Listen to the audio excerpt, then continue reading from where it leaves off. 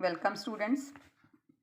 ਅੱਜ ਅਸੀਂ PS TET 1 ਤੇ 2 ਦੀ ਪ੍ਰੈਪਰੇਸ਼ਨ ਦੇ ਲਈ ਨੋਮ ਚੋਮਸਕੀ ਜਿਹੜੇ ਕਿ ਬਹੁਤ ਹੀ ਜ਼ਿਆਦਾ ਇੰਪੋਰਟੈਂਟ ਟੌਪਿਕ ਹੈ ਉਹਦੇ ਬਾਰੇ ਅਸੀਂ ਗੱਲ ਕਰਨ ਜਾ ਰਹੇ ਹਾਂ।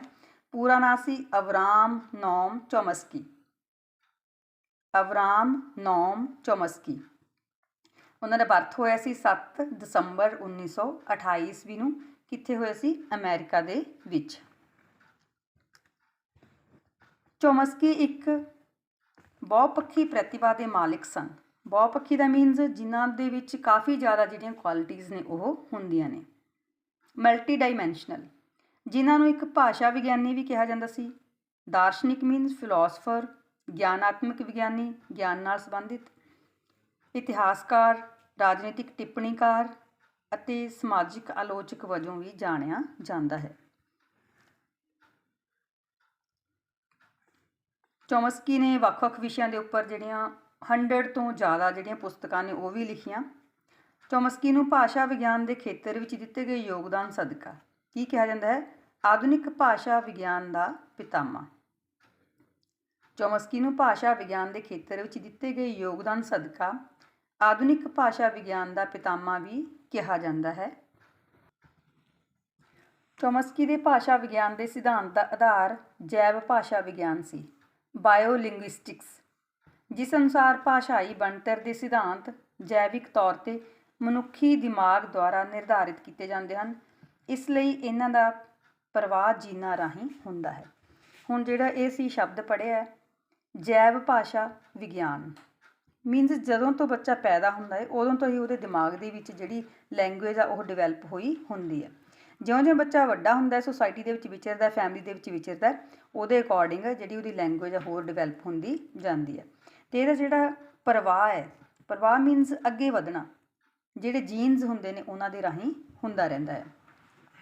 ਹੁਣ ਅਸੀਂ ਕਰਾਂਗੇ ਨੋਮ ਚੋਮਸਕੀ ਦੀਆਂ ਭਾਸ਼ਾ ਗ੍ਰਹਿਣ ਕਰਨ ਸੰਬੰਧੀ ਧਾਰਨਾਵਾਂ, ਕਿ ਜਿਹੜੀ ਭਾਸ਼ਾ ਉਹ ਬੱਚਾ ਕਿਵੇਂ ਗ੍ਰਹਿਣ ਕਰਦਾ ਹੈ। ਸਭ ਤੋਂ ਪਹਿਲਾਂ ਹੈ ਵਿਰਾਸਤੀ ਜਾਂ ਜਮਾਂਦਰੂ ਯੋਗਤਾ, ਇਨਹੈਰੀਟਿਡ ਔਰ ਇਨੇਟ ਐਬਿਲਿਟੀ। ਭਾਸ਼ਾ ਗ੍ਰਹਿਣ ਤਾਂ ਮਨੁੱਖੀ ਦਿਮਾਗ ਦੀ ਜਮਾਂਦਰੂ ਸੰਰਚਨਾ ਜਾਂ ਕਾਰਜ ਹੈ। ਜਮਾਂਦਰੂ ਮੀਨਸ ਜਨਮ ਤੋਂ ਹੀ ਬੱਚੇ ਕਿਸੇ ਵੀ ਭਾਸ਼ਾ ਨੂੰ ਸਿੱਖਣ ਦੀ ਯੋਗਤਾ ਵਿਰਸੇ ਦੇ ਰੂਪ ਵਿੱਚ ਜਨਮ ਤੋਂ ਹੀ ਪ੍ਰਾਪਤ ਕਰਕੇ ਆਉਂਦੇ ਹਨ।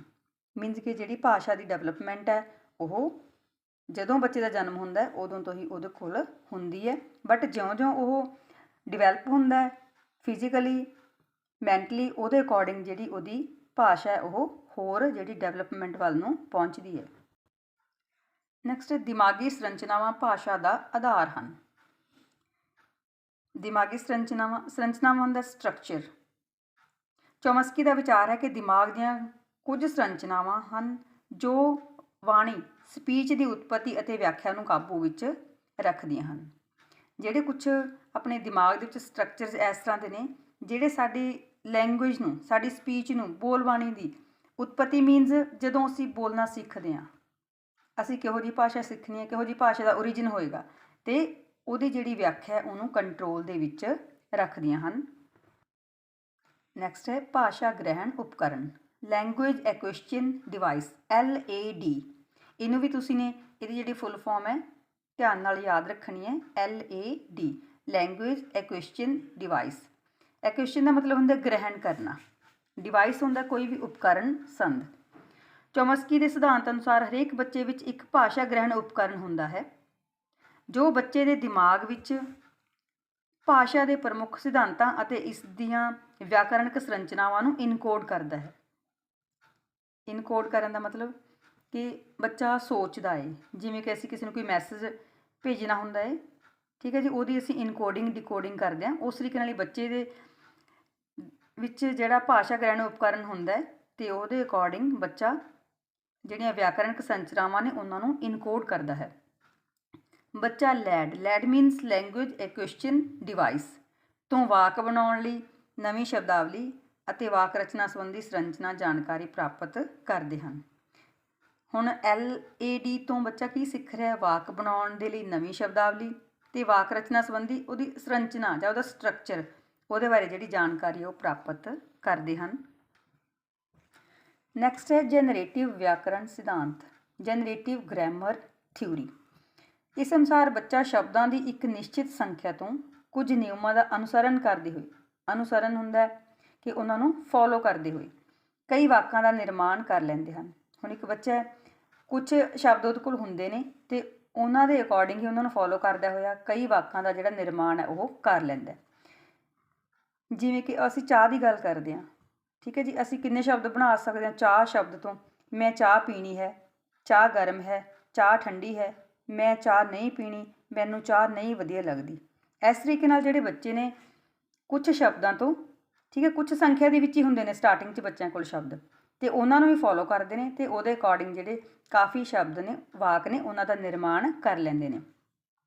ਇਹਨਾਂ ਸ਼ਬਦਾਂ ਤੋਂ ਨਵੇਂ-ਨਵੇਂ ਵਾਕ ਬਣਦੇ ਹਨ ਜਿਨ੍ਹਾਂ ਦੇ ਵੱਖ-ਵੱਖ ਅਰਥ ਹੁੰਦੇ ਹਨ। ਵਾਕਾਂ ਦੇ ਨਿਰਮਾਣ ਵਿੱਚ ਬੱਚੇ ਜਿਨ੍ਹਾਂ ਨਿਯਮਾਂ ਦੁਆਰਾ ਨਿਰਦੇਸ਼ਿਤ ਹੁੰਦੇ ਹਨ ਉਹਨਾਂ ਨੂੰ ਹੀ ਚੌਮਸਕੀ ਸਿਧਾਂਤ ਜਾਂ ਜਨਰੇਟਿਵ ਗ੍ਰਾਮਰ ਥਿਊਰੀ ਕਿਹਾ ਜਾਂਦਾ ਹੈ। ਨੈਕਸਟ ਹੈ ਬਾਲਗਾਂ ਦੀ ਬਾਣੀ ਜਾਂ ਗੱਲਬਾਤ, ਸਪੀਚ ਆਫ ਅਡਲਟਸ। ਚੌਮਸਕੀ ਅਨੁਸਾਰ ਇੱਕ ਬੱਚਾ ਇੱਕ ਭਾਸ਼ਾ ਇਕੱਲੇ ਅਨੁਕਰਨ ਦੁਆਰਾ ਨਹੀਂ ਸਿੱਖ ਸਕਦਾ। ਇਕੱਲੀ ਨਕਲ ਦੁਆਰਾ ਬੱਚਾ ਸਾਰੀ ਜਿਹੜੀ ਭਾਸ਼ਾ ਉਹ ਨਹੀਂ ਸਿੱਖ ਸਕਦਾ, ਕਿਉਂਕਿ ਉਸਦੇ ਆਲੇ ਦੁਆਲੇ ਬੋਲੀ ਜਾਣ ਵਾਲੀ ਜਿਹੜੀ ਭਾਸ਼ਾ ਹੈ ਉਹ ਅਨਿਯਮਿਤ ਹੁੰਦੀ ਹੈ। ਅਨਿਯਮਿਤ ਮੀਨਸ ਜਦੋਂ ਅਸੀਂ ਗੱਲ ਕਰਦੇ ਹਾਂ ਕਿ ਇਹ ਭਾਸ਼ਾ ਗ੍ਰਾਮਰ ਦੇ ਅਕੋਰਡਿੰਗ ਸਹੀ ਨਹੀਂ ਹੁੰਦੀ, ਅਤੇ ਬੱਚਾ ਹੌਲੀ ਹੌਲੀ ਗ੍ਰਾਮਰ ਦੇ ਅਕੋਰਡਿੰਗ ਜਿਹੜੀ ਭਾਸ਼ਾ ਉਹ ਸਿੱਖਣ ਲੱਗਦਾ ਹੈ। ਸਾਡੀ ਜਿਹੜੀ ਬੋਲਚਾਲ ਦੀ ਭਾਸ਼ਾ ਹੈ ਉਹਦੇ ਵਿੱਚ ਅਤੇ ਜਿਹੜੀ ਸਾਡੀ ਲਿਖਤੀ ਭਾਸ਼ਾ ਉਹਦੇ ਵਿੱਚ ਬਹੁਤ ਫਰਕ ਹੁੰਦਾ ਹੈ। ਇਸ ਕਰਕੇ ਜਿਹੜੀ ਇਹਦੇ ਵਿੱਚ ਗੱਲ ਕੀਤੀ ਗਈ ਹੈ ਕਿ ਸਾਡੀ ਜਿਹੜੀ ਆਲੇ ਦੁਆਲੇ ਬੋਲੀ ਜਾਣ ਵਾਲੀ ਭਾਸ਼ਾ ਉਹ ਬਹੁਤ ਅਨਿਯਮਿਤ ਹੁੰਦੀ ਹੈ, ਉਹ ਵਿਆਕਰਨ ਦੇ ਨਿਯਮਾਂ ਦੇ ਅਕੋਰਡਿੰਗ ਨਹੀਂ ਹੁੰਦੀ। ਬੱਚਾ ਇਕੱਲੇ ਅਨੁਕਰਨ ਦੁਆਰਾ ਨਹੀਂ ਸਿੱਖ ਸਕਦਾ। ਜੱਦੀ ਭਾਸ਼ਾ, ਨੇਟਿਵ ਲੈਂਗੁਏਜ। ਚੌਮਸਕੀ ਸਿਧਾਂਤ ਸਭ ਭਾਸ਼ਾਵਾਂ ਉੱਪਰ ਲਾਗੂ ਕੀਤਾ ਜਾ ਸਕਦਾ ਹੈ। ਸਭ ਭਾਸ਼ਾਵਾਂ ਉੱਪਰ ਮੀਨਸ ਇੰਗਲਿਸ਼, ਹਿੰਦੀ, ਪੰਜਾਬੀ, ਉਰਦੂ, ਅਰਬੀ, ਫਾਰਸੀ, ਕਿਸੇ ਵੀ ਅਸੀਂ ਭਾਸ਼ਾ ਦੀ ਗੱਲ ਕਰ ਲਈਏ, ਕਿਉਂਕਿ ਹਰੇਕ ਭਾਸ਼ਾ ਵਿੱਚ ਨਾਮ, ਕਿਰਿਆ, ਵਿਅੰਜਨ, ਸਵਰ, ਪੜਨਾਮ, ਜਿੰਨੇ ਵੀ ਅਸੀਂ ਗ੍ਰਾਮਰ ਨਾਲ ਰਿਲੇਟਡ ਜਿਹੜੇ ਟੌਪਿਕਸ ਨੇ ਉਹ ਸਾਰੇ ਹੀ ਹੁੰਦੇ ਨੇ, ਕਿਉਂਕਿ ਕਿਸੇ ਵੀ ਭਾਸ਼ਾ ਨੂੰ ਸਿੱਖਣ ਦੇ ਲਈ ਇਹ ਸਾਰੀਆਂ ਚੀਜ਼ਾਂ ਉਹਦੇ ਵਿੱਚ ਆਉਣਗੀਆਂ ਹੀ ਆਉਣਗੀਆਂ। ਠੀਕ ਹੈ ਜੀ, ਕੋਈ ਵੀ ਇਸਨੇ ਭਾਸ਼ਾ ਬੋਲਣੀ, ਪੜ੍ਹਨੀ, ਲਿਖਣੀ ਸਿੱਖਣੀ ਹੈ ਤਾਂ ਸਾਨੂੰ ਉਹਦੇ ਜਿਹੜੇ ਸਵਰ ਵਿਅੰਜਨ ਨੇ ਉਹਦੇ ਬਾਰੇ, ਨਾਮ, ਕਿਰਿਆ, ਪੜਨਾਮ, ਜਿਹੜੀ ਸਾਰੀ ਨੌਲੇਜ ਹੈ ਉਹ ਲੈਣੀ ਪਏਗੀ। ਅਤੇ ਬੱਚੇ ਵਿਆਕਰਨ ਗ੍ਰਹਿਣ ਕਰਨ ਦੇ ਯੋਗ ਹੁੰਦੇ ਹਨ। ਸਾਰੀਆਂ ਭਾਸ਼ਾਵਾਂ ਦੇ ਉੱਪਰ ਲਾਗੂ ਕੀਤਾ ਜਾ ਸਕਦਾ ਹੈ ਕਿਉਂਕਿ ਹਰੇਕ ਭਾਸ਼ਾ ਦੇ ਵਿੱਚ ਨਾਮ, ਕਿਰਿਆ, ਵਿਅੰਜਨ, ਸਵਰ ਹੁੰਦੇ ਹਨ ਅਤੇ ਬੱਚੇ ਵਿਆਕਰਨ ਗ੍ਰਹਿਣ ਕਰਨ ਦੇ ਯੋਗ ਹੁੰਦੇ ਹਨ।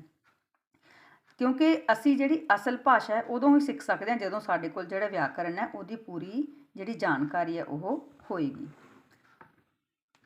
ਹਰੇਕ ਭਾਸ਼ਾ ਜਟਿਲ ਹੁੰਦੀ ਹੈ ਜਿਸ ਵਿੱਚ ਸੂਖਮ ਵਿਲੱਖਣਤਾਵਾਂ ਹੁੰਦੀਆਂ ਹਨ। ਹਰੇਕ ਭਾਸ਼ਾ ਸਿੱਖਣੀ ਔਖੀ ਹੈ।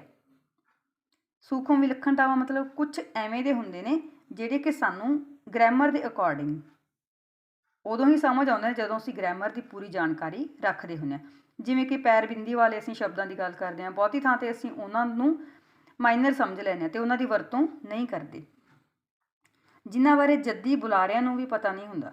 ਜੱਦੀ ਬੁਲਾਰੇ ਮੀਨਸ ਜਿਹੜੇ ਕਿ ਉਸ ਭਾਸ਼ਾ ਨੂੰ ਬੋਲਦੇ ਰਹਿੰਦੇ ਨੇ। ਕਈ ਸ਼ਬਦ ਇਸ ਤਰ੍ਹਾਂ ਦੇ ਹੁੰਦੇ ਨੇ ਕਿ ਉਹਨਾਂ ਦਾ ਮੀਨਿੰਗ, ਜਾਂ ਜਿਵੇਂ ਅਸੀਂ ਹੁਣੇ ਐਗਜ਼ਾਮਪਲ ਲਈ ਸੀ, ਕੋਈ ਪੈਰ ਬਿੰਦੀ ਹੈ ਜਾਂ ਕੋਈ ਹੋਰ ਅੱਖਰ ਇਸ ਤਰ੍ਹਾਂ ਦਾ ਹੈ, ਅਸੀਂ ਉਹਨਾਂ ਦੀ ਜਿਹੜੀ ਵਰਤੋਂ ਹੈ ਉਹ ਬੁਲਾਰਿਆਂ ਨੂੰ ਨਹੀਂ ਪਤਾ ਹੁੰਦੀ। ਫਿਰ ਵੀ ਸਾਰੇ ਬੱਚੇ ਆਪਣੀ ਬੌਧਿਕ ਯੋਗਤਾ ਤੋਂ ਬੇਪਰਵਾਹ, ਬੌਧਿਕ ਯੋਗਤਾ ਮੀਨਸ ਦੇਖੋ ਜਿੰਨਾ ਬੱਚਾ ਏਜ ਦੇ ਅਕੋਰਡਿੰਗ ਕਿੰਨੀ ਕੁ ਉਹਦੇ ਕੋਲ ਬੌਧਿਕ ਯੋਗਤਾ ਹੋ ਸਕਦੀ ਹੈ ਉਹਦੇ ਅਕੋਰਡਿੰਗ ਉਹ ਤੋਂ ਬੇਪਰਵਾਹ ਹੁੰਦਾ ਹੈ ਬੱਚਾ। ਪਰ 5-6 ਸਾਲਾਂ ਦੇ ਅੰਦਰ ਅੰਦਰ ਬੱਚਾ ਆਪਣੀ ਜਿਹੜੀ ਜੱਦੀ ਭਾਸ਼ਾ ਹੈ ਮੀਨਸ ਘਰ ਦੇ ਵਿੱਚ ਜਿਹੜੀ ਭਾਸ਼ਾ ਬੋਲੀ ਜਾਂਦੀ ਹੈ ਉਹਨੂੰ ਉਹ ਪ੍ਰੋਪਰ ਰਵਾਨੀ ਹੁੰਦਾ ਮੀਨਸ ਉਹ 'ਚ ਫਲੂਐਂਸੀ ਪ੍ਰਾਪਤ ਕਰ ਲੈਂਦੇ ਨੇ, ਪ੍ਰਵਾਹ ਅਤੇ ਰਵਾਨੀ ਪ੍ਰਾਪਤ ਕਰ ਲੈਂਦੇ ਹਨ। ਕਿਉਂਕਿ ਬੱਚਾ ਸਾਰਾ ਦਿਨ ਘਰ ਦੇ ਵਿੱਚ ਹੀ ਰਹਿੰਦਾ ਮੋਸਟਲੀ, ਇਸ ਕਰਕੇ ਉਹ ਜਿਹੜੀ ਜੱਦੀ ਭਾਸ਼ਾ ਮੀਨਸ ਜਿਹੜੀ ਘਰ ਦੇ ਵਿੱਚ ਬੋਲੀ ਜਾ ਰਹੀ ਹੈ ਉਹਨੂੰ ਉਹ ਪ੍ਰੋਪਰ ਬੱਚਾ ਸਿੱਖ ਲੈਂਦਾ ਹੈ। ਚੌਮਸਕੀ ਅਨੁਸਾਰ ਭਾਸ਼ਾ ਵਿਕਾਸ ਦੀਆਂ ਵਿਸ਼ੇਸ਼ਤਾਵਾਂ। ਹੁਣ ਜਿਹੜੀ ਭਾਸ਼ਾ ਬੱਚੇ ਦੇ ਵਿੱਚ ਡਿਵੈਲਪ ਹੁੰਦੀ ਹੈ ਉਹਦੀਆਂ ਕੁਝ ਅਸੀਂ ਵਿਸ਼ੇਸ਼ਤਾਵਾਂ ਬਾਰੇ ਹੁਣ ਗੱਲ ਕਰਾਂਗੇ। ਬੱਚਿਆਂ ਵਿੱਚ ਭਾਸ਼ਾ ਵਿਕਾਸ ਅਤੇ ਭਾਸ਼ਾ ਗ੍ਰਹਿਣਤਾ ਅਤੇ ਇੱਕੋ ਸਮੇਂ ਕਈ ਭਾਸ਼ਾਵਾਂ ਸਿੱਖਣ ਦੀ ਸਮਰੱਥਾ ਹੁੰਦੀ ਹੈ। ਬੱਚੇ ਦੇ ਵਿੱਚ ਜਿਹੜੀ ਭਾਸ਼ਾ ਡਿਵੈਲਪ ਹੋਣੀ ਹੈ ਅਤੇ ਉਹਨੇ ਭਾਸ਼ਾ ਜਿਹੜੀ ਗ੍ਰਹਿਣ ਕਰਨੀ ਹੈ, ਇਹਨਾਂ ਨੂੰ ਗ੍ਰਹਿਣ ਕਰਨ ਦੀ ਸਮਰੱਥਾ ਹੁੰਦੀ ਹੈ ਅਤੇ ਨਾਲ ਨਾਲ ਇੱਕੋ ਸਮੇਂ ਬੱਚਾ ਕਈ ਭਾਸ਼ਾਵਾਂ ਸਿੱਖ ਸਕਦਾ ਹੈ। ਜਿਵੇਂ ਕਿ ਦੇਖੋ ਬੱਚਾ ਸਕੂਲ ਦੇ ਵਿੱਚ ਪੜ੍ਹਨ ਜਾਂਦਾ ਹੈ ਤਾਂ ਹਿੰਦੀ, ਪੰਜਾਬੀ ਅਤੇ ਇੰਗਲਿਸ਼। ਬੱਚਾ ਤਿੰਨੋਂ ਭਾਸ਼ਾਵਾਂ ਸਿੱਖਣ ਲੱਗ ਜਾਂਦਾ ਹੈ। ਚੋਮਸਕੀ ਦਾ ਵਿਚਾਰ ਹੈ ਕਿ ਬਾਲਗਾਂ ਦੇ ਮੁਕਾਬਲੇ ਬੱਚਿਆਂ ਵਿੱਚ ਭਾਸ਼ਾ ਦਾ ਵਧੇਰੇ ਬੋਧ ਦੀ ਜਮਾਂਦਰੂ ਯੋਗਤਾ ਹੁੰਦੀ ਹੈ। ਜੇਕਰ ਅਸੀਂ ਕਿਸੇ ਵੱਡੇ ਵਿਅਕਤੀ ਨੂੰ ਕਹਾਂਗੇ ਕਿ ਹਾਂਜੀ ਤੁਸੀਂ ਹੁਣ ਇੰਗਲਿਸ਼ ਬੋਲਣਾ ਸਿੱਖੋ ਜਾਂ ਇੰਗਲਿਸ਼ ਲਿਖਣਾ ਸਿੱਖੋ, ਤਾਂ ਸ਼ਾਇਦ ਉਹ ਘੱਟ ਕੈਚ ਕਰਨਗੇ। ਬਟ ਅਸੀਂ ਬੱਚੇ ਨੂੰ ਕੋਈ ਵੀ ਲੈਂਗੁਏਜ ਸਿਖਾਉਣੀ ਹੈ ਤਾਂ ਉਹ ਵਧੀਆ ਤਰੀਕੇ ਨਾਲ ਸਿੱਖ ਸਕਦੇ ਨੇ। ਜਿਵੇਂ ਜਿਵੇਂ ਉਮਰ ਵੱਧਦੀ ਹੈ, ਵਿਅਕਤੀ ਦੀ ਭਾਸ਼ਾ ਸਿੱਖਣ ਦੀ ਯੋਗਤਾ ਵਿੱਚ ਗਿਰਾਵਟ ਆਉਂਦੀ ਜਾਂਦੀ ਹੈ। ਜਿਉਂ-ਜਿਉਂ ਵੱਡੇ ਹੁੰਦੇ ਜਾਂਦੇ ਨੇ, ਜਿਹੜੀ ਭਾਸ਼ਾ ਸਿੱਖਣ ਦੀ ਯੋਗਤਾ ਉਹ ਘਟਦੀ ਜਾਂਦੀ ਹੈ। ਚੋਮਸਕੀ ਅਨੁਸਾਰ ਭਾਸ਼ਾ ਵਿਕਾਸ ਵਿਅਕਤੀ ਦੀ ਜੈਵਿਕ ਰੂਪ ਨਾਲ ਪਰਿਭਾਸ਼ਿਤ ਪ੍ਰੋਗਰਾਮ ਨੂੰ ਖੋਲ੍ਹਣ ਦੀ ਯੋਗਤਾ ਦਾ ਸਿੱਧਾ ਨਤੀਜਾ ਹੈ। ਹੁਣ ਭਾਸ਼ਾ ਵਿਕਾਸ ਕੀ ਹੈ? ਵਿਅਕਤੀ ਦੀ ਜੈਵਿਕ ਰੂਪ ਨਾਲ। ਜੈਵਿਕ ਰੂਪ ਦਾ ਮਤਲਬ ਕਿ ਜਦੋਂ ਬੱਚਾ ਪੈਦਾ ਹੁੰਦਾ, ਠੀਕ ਹੈ ਜੀ, ਜਿਸ ਤਰ੍ਹਾਂ ਦੇ ਮਾਹੌਲ ਵਿੱਚ ਉਹ ਵੱਡਾ ਹੋ ਰਿਹਾ ਹੈ, ਪੈਦਾ ਹੋਇਆ ਹੈ, ਅਤੇ ਉਹਦੇ ਅਕੋਰਡਿੰਗ ਹੀ ਜਿਹੜੀ ਲੈਂਗੁਏਜ ਹੈ ਉਹ ਉਹਦੇ ਵਿੱਚ ਡਿਵੈਲਪ ਹੁੰਦੀ ਹੈ। ਚੋਮਸਕੀ ਦਾ ਵਿਚਾਰ ਹੈ ਕਿ ਸਾਰੇ ਬੱਚੇ ਭਾਸ਼ਾ ਨੂੰ ਸਮਝਣ ਦੀ ਜਮਾਂਦਰੂ ਯੋਗਤਾ ਰੱਖਦੇ ਹਨ।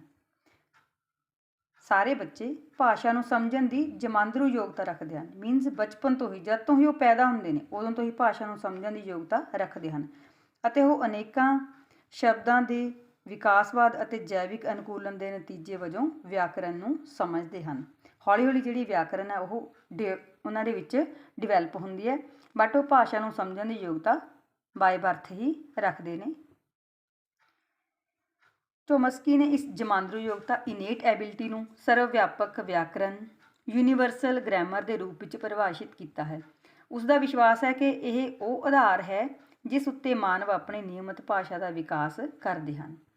ਲੈਂਗੁਏਜ ਕੀ ਹੈ? ਬੱਚੇ ਦੇ ਵਿੱਚ ਇਨੇਟ ਐਬਿਲਿਟੀ ਹੈ, ਜਮਾਂਦਰੂ ਯੋਗਤਾ ਹੈ, ਅਤੇ ਇਹ ਯੂਨੀਵਰਸਲ ਵੀ ਹੈ, ਸਾਰੇ ਬੱਚਿਆਂ ਦੇ ਵਿੱਚ ਹੀ ਹੋਏਗੀ। ਅਤੇ ਇਸ ਕਰਕੇ ਇਹਨੂੰ ਕੀ ਕਿਹਾ? ਯੂਨੀਵਰਸਲ ਗ੍ਰਾਮਰ, ਸਰਵ ਵਿਆਪਕ ਵਿਆਕਰਨ ਦੇ ਰੂਪ ਵਿੱਚ ਪਰਿਭਾਸ਼ਿਤ ਕੀਤਾ ਹੈ। ਕੀ ਵਿਸ਼ਵਾਸ ਹੈ ਚੋਮਸਕੀ ਦਾ? ਕਿ ਇਹ ਉਹ ਆਧਾਰ ਹੈ ਜਿਸ ਉੱਤੇ ਮਾਨਵ ਆਪਣੀ ਜਿਹੜੀ ਨਿਯਮਿਤ ਭਾਸ਼ਾ, ਮੀਨਸ ਜਿਹੜੀ ਰੈਗੂਲਰ ਅਸੀਂ ਲੈਂਗੁਏਜ ਦੀ ਗੱਲ ਕਰਦੇ ਹਾਂ, ਉਹਦੀ ਜਿਹੜੀ ਡਿਵੈਲਪਮੈਂਟ ਹੈ ਉਹ ਕਰਦੇ ਹਨ।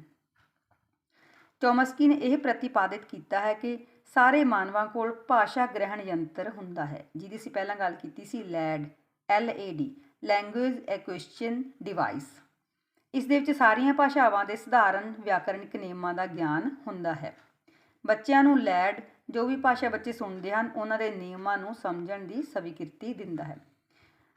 ਦੇਖੋ ਜੀ, ਹੁਣ ਆਪਾਂ ਜੇਕਰ ਪੰਜਾਬ ਦੀ ਗੱਲ ਕਰੀਏ ਤਾਂ ਪੰਜਾਬੀ ਬੋਲੀ ਜਾਂਦੀ ਹੈ, ਤਾਂ ਬੱਚੇ ਉਹਦੇ ਅਕੋਰਡਿੰਗ ਇਸ ਭਾਸ਼ਾ ਨੂੰ ਡੇਲੀ ਸੁਣਦੇ ਨੇ ਅਤੇ ਉਹਦੇ ਅਕੋਰਡਿੰਗ ਇਹਦੇ ਸਾਰੇ ਨਿਯਮਾਂ ਨੂੰ ਉਹ ਸਮਝ ਲੈਂਦੇ ਨੇ, ਅਤੇ ਲੈਡ ਦੇ ਅਕੋਰਡਿੰਗ ਉਹਨਾਂ ਨੂੰ ਜਿਹੜੀ ਸਵੀਕ੍ਰਿਤੀ ਆ ਉਹ ਮਿਲ ਜਾਂਦੀ ਹੈ। ਅਸੀਂ ਕਿਸੇ ਹੋਰ ਸਟੇਟ ਦੀ ਗੱਲ ਕਰੀਏ, ਅਸੀਂ ਕਿਸੇ ਹੋਰ ਕੰਟਰੀ ਦੀ ਗੱਲ ਕਰੀਏ, ਤਾਂ ਜਿਸ ਤਰ੍ਹਾਂ ਦੇ ਮਾਹੌਲ ਦੇ ਵਿੱਚ ਬੱਚੇ ਪੈਦਾ ਹੋਣਗੇ, ਉਸ ਤਰ੍ਹਾਂ ਦੀ ਹੀ ਜਿਹੜੀ ਲੈਂਗੁਏਜ ਆ ਉਹਨੂੰ ਉੱਥੋਂ ਸੁਣਨਗੇ ਅਤੇ ਉਹਦੇ ਅਕੋਰਡਿੰਗ ਹੀ ਸਿੱਖਣਗੇ। ਲੈਡ ਇੱਕ ਮਨੋਕਲਪਿਕ ਉਪਕਰਨ ਹੈ, ਮੀਨਸ ਇਹ ਇਮੈਜਿਨ ਕੀਤਾ ਹੋਇਆ। ਲੈਂਗੁਏਜ ਐਕੁਇਜ਼ੀਸ਼ਨ ਡਿਵਾਈਸ, ਇਹ ਕੀ ਹੈ? ਇਮੈਜਿਨ ਕੀਤਾ ਹੋਇਆ ਇੱਕ ਡਿਵਾਈਸ ਹੈ, ਉਪਕਰਨ ਹੈ, ਜੋ ਮਨੁੱਖੀ ਦਿਮਾਗ ਵਿੱਚ ਫੈਲਿਆ ਹੁੰਦਾ ਹੈ। ਇਹ ਉਪਕਰਨ ਬੱਚੇ ਨੂੰ ਤੇਜ਼ੀ ਨਾਲ ਭਾਸ਼ਾ ਸਿੱਖਣ ਅਤੇ ਸਮਝਣ ਵਿੱਚ ਸਹਾਇਤਾ ਕਰਦਾ ਹੈ। ਇਹ ਜਿਹੜੀ ਅਸੀਂ ਡਿਵਾਈਸ ਦੀ ਗੱਲ ਕਰ ਰਹੇ ਹਾਂ, ਮਨੁੱਖ ਦੇ ਦਿਮਾਗ ਦੇ ਵਿੱਚ ਹੁੰਦਾ, ਕਿਉਂਕਿ ਜਦੋਂ ਬੱਚਾ ਤੰਦਰੁਸਤ ਹੈ, ਦਿਮਾਗੀ ਤੌਰ 'ਤੇ ਚੁਸਤ ਹੈ, ਤਾਂ ਉਹ ਭਾਸ਼ਾ ਨੂੰ ਜਲਦੀ ਸਿੱਖੇਗਾ। ਹੁਣ ਜਿਹੜਾ ਕੋਈ ਬੱਚਾ ਮੰਦਬੁੱਧੀ ਹੋਵੇਗਾ ਤਾਂ ਉਹਦੇ ਵਿੱਚ ਜਿਹੜੀ ਲੈਂਗੁਏਜ ਐਕੁਇਜ਼ੀਸ਼ਨ ਡਿਵੈਲਪਮੈਂਟ ਹੈ ਉਹ ਨਹੀਂ ਹੋਏਗੀ। ਚੋਮਸਕੀ ਅਨੁਸਾਰ ਕਿਸੇ ਵਿਅਕਤੀ ਵੱਲੋਂ ਕਿਸੇ ਭਾਸ਼ਾ ਨੂੰ ਸੰਪੂਰਨ ਰੂਪ ਤੋਂ ਜਾਣਨ ਲਈ ਉਸਦੇ ਵਾਕਾਂ ਦਾ ਅਸੀਮਤ ਸੰਖਿਆ ਵਿੱਚ ਨਿਰਮਾਣ ਕਰਨ ਦੀ ਯੋਗਤਾ ਦਾ ਵਿਕਾਸ ਕਰਨਾ ਚਾਹੀਦਾ ਹੈ, ਜੋ ਪਹਿਲਾਂ ਬੋਲੇ ਨਾ ਗਏ ਹੋਣ, ਅਤੇ ਉਹਨਾਂ ਵਾਕਾਂ ਨੂੰ ਸਮਝਣ ਦੀ ਯੋਗਤਾ ਦਾ ਵਿਕਾਸ ਕਰਨਾ ਚਾਹੀਦਾ ਹੈ ਜੋ ਪਹਿਲਾਂ ਸੁਣੇ ਨਾ ਗਏ ਹੋਣ। ਚੋਮਸਕੀ ਨੇ ਇਸ ਯੋਗਤਾ ਨੂੰ ਭਾਸ਼ਾ ਦਾ ਸਿਰਜਣਾਤਮਕ ਪੱਖ ਕਿਹਾ ਹੈ। ਮੀਨਸ ਕਿ ਅਸੀਂ ਬੱਚੇ ਦੇ ਵਿੱਚ ਲੈਂਗੁਏਜ ਜਾਂ ਜਿਹੜੇ ਸ਼ਬਦ ਨੇ ਉਸ ਤਰ੍ਹਾਂ ਦੇ ਡਿਵੈਲਪ ਕਰਨੇ ਨੇ ਜਿਹੜੇ ਪਹਿਲਾਂ ਨਾ ਬੋਲੇ ਗਏ ਹੋਣ, ਅਤੇ ਉਸ ਤਰ੍ਹਾਂ ਦੀ ਸਮਝਣ ਦੀ ਯੋਗਤਾ ਦਾ ਵਿਕਾਸ ਕਰਨਾ ਚਾਹੀਦਾ ਅਤੇ ਜਿਹੜੇ ਪਹਿਲਾਂ ਨਾ ਸੁਣੇ ਗਏ ਹੋਣ।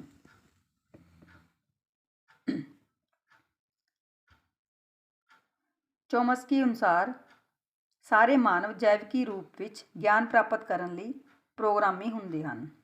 ਸਾਰਿਆਂ ਨੇ ਗਿਆਨ ਪ੍ਰਾਪਤ ਕਰਨਾ ਹੁੰਦਾ, ਠੀਕ ਹੈ, ਇਹਦੇ ਲਈ ਕੀ ਹੁੰਦੇ ਨੇ? ਉਹ ਪ੍ਰੋਗਰਾਮੀ ਦਾ ਮਤਲਬ ਰੈਡੀ ਹੁੰਦੇ ਨੇ, ਠੀਕ ਹੈ ਜੀ, ਪ੍ਰੋਗਰਾਮਡ ਹੁੰਦੇ ਨੇ ਉਹ। ਚੋਮਸਕੀ ਦੇ ਕਾਰਜ ਦਾ ਮਨੋਵਿਗਿਆਨ ਵਿੱਚ ਵੀ ਬਹੁਤ ਮਹੱਤਵ ਹੈ। ਸਾਈਕੋਲੋਜੀ ਦੇ ਵਿੱਚ ਵੀ ਜਿਹੜਾ ਚੋਮਸਕੀ ਦਾ ਇਹ ਵਰਕ ਹੈ, ਅਸੀਂ ਜਿਹਦੇ ਬਾਰੇ ਪੜ੍ਹ ਰਹੇ ਹਾਂ, ਲੈਂਗੁਏਜ ਡਿਵੈਲਪਮੈਂਟ, ਇਹਦਾ ਵੀ ਬਹੁਤ ਮਹੱਤਵ ਹੈ। ਉਸ ਅਨੁਸਾਰ ਭਾਸ਼ਾ ਦਾ ਵਿਗਿਆਨ ਗਿਆਨਾਤਮਕ ਮਨੋਵਿਗਿਆਨ ਦੀ ਇੱਕ ਸ਼ਾਖਾ ਹੈ। ਭਾਸ਼ਾ ਦਾ ਵਿਗਿਆਨ ਗਿਆਨਾਤਮਕ ਮਨੋਵਿਗਿਆਨ ਦੀ ਇੱਕ ਸ਼ਾਖਾ ਹੈ, ਬ੍ਰਾਂਚ ਹੈ। ਉਸ ਦਾ ਸਰਵ ਵਿਆਪਕ ਵਿਆਕਰਨ ਦਾ ਸਿਧਾਂਤ ਵਿਵਹਾਰਾਤਮਕ ਸਿਧਾਂਤਾਂ ਲਈ ਸਿੱਧੀ ਚੁਣੌਤੀ ਹੈ। ਉਸ ਦੇ ਸਿਧਾਂਤ ਤੋਂ ਹੀ ਪਤਾ ਲੱਗਾ ਹੈ ਕਿ ਬੱਚੇ ਕਿਵੇਂ ਭਾਸ਼ਾ ਸਿੱਖਦੇ ਹਨ ਅਤੇ ਭਾਸ਼ਾ ਦੇ ਉਪਯੋਗ ਦੀ ਯੋਗਤਾ ਕੀ ਹੈ। ਭਾਸ਼ਾ ਸਾਰੇ ਬੱਚੇ ਸਿੱਖਣਗੇ, ਠੀਕ ਹੈ। ਇਸ ਕਰਕੇ ਉਹਨੇ ਕੀ ਕਿਹਾ ਸੀ, ਸਰਵ ਵਿਆਪਕ ਵਿਆਕਰਨ। ਜਿਸ ਤਰ੍ਹਾਂ ਦੇ ਮਾਹੌਲ ਦੇ ਵਿੱਚ ਬੱਚਾ ਪੈਦਾ ਹੋਇਆ, ਉਸ ਤਰ੍ਹਾਂ ਦੀ ਉਹ ਵਿਆਕਰਨ ਦੇ ਅਕੋਰਡਿੰਗ ਜਿਹੜੀ ਲੈਂਗੁਏਜ ਆ ਉਹ ਸਿੱਖੇਗਾ। ਅਤੇ ਇਸ ਦਾ ਜਿਹੜਾ ਸਿਧਾਂਤ ਦਿੱਤਾ ਹੋਇਆ, ਸਾਨੂੰ ਇਹ ਪਤਾ ਲੱਗਦਾ ਕਿ ਜਿਹੜੇ ਬੱਚੇ ਨੇ ਉਹ ਭਾਸ਼ਾ ਕਿਵੇਂ ਸਿੱਖਦੇ ਨੇ। ਕੁਛ ਨਕਲ ਦੁਆਰਾ ਸਿੱਖਦੇ ਨੇ, ਕੁਛ ਜਿਹੜਾ ਉਹਨਾਂ ਦਾ ਆਲਾ ਦੁਆਲਾ ਉਹਦੇ ਤੋਂ ਸਿੱਖਦੇ ਨੇ, ਕੁਛ ਜਿਹੜੇ ਅਸੀਂ ਸਿੰਬਲਸ ਦੀ ਗੱਲ ਕਰਦੇ ਹਾਂ, ਚਿੰਨ੍ਹਾਂ ਦੀ ਗੱਲ ਕਰਦੇ ਹਾਂ, ਉਹਦੇ ਤੋਂ ਸਿੱਖਦੇ ਨੇ। ਸਟੂਡੈਂਟਸ, ਮੈਨੂੰ ਉਮੀਦ ਹੈ ਕਿ ਇਹ ਟੌਪਿਕ ਵੀ ਤੁਹਾਨੂੰ ਪੂਰੀ ਤਰ੍ਹਾਂ ਕਲੀਅਰ ਹੋ ਗਿਆ ਹੋਵੇਗਾ। ਜੇਕਰ ਤੁਹਾਨੂੰ ਮੇਰੀ ਵੀਡੀਓ ਅੱਛੀ ਲੱਗੀ ਤਾਂ ਤੁਸੀਂ ਕਮੈਂਟ ਦੇ ਵਿੱਚ ਜ਼ਰੂਰ ਮੈਨੂੰ ਲਿਖਣਾ ਅਤੇ ਵੀਡੀਓ ਨੂੰ ਲਾਈਕ ਅਤੇ ਸ਼ੇਅਰ ਜ਼ਰੂਰ ਕਰਿਓ। Thanks for watching.